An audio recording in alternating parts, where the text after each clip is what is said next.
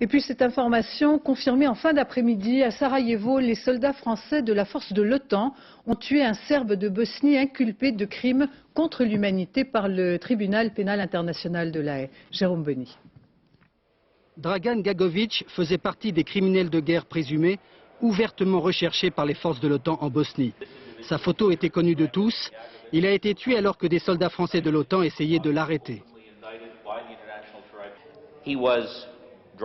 Il conduisait un véhicule quand les hommes de la SFOR ont essayé de l'arrêter.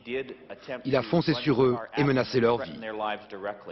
Agissant dans le cadre de leurs instructions, les soldats ont ouvert le feu.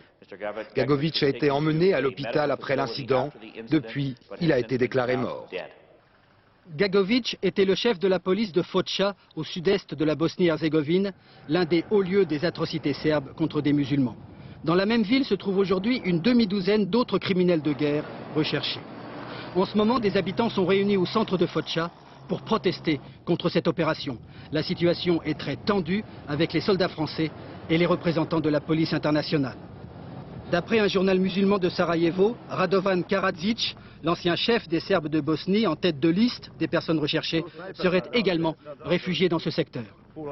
Louise Arbour, la présidente du tribunal pénal international pour la Yougoslavie, regrette la mort de Gagovic et appelle les autres personnes inculpées à se rendre pacifiquement.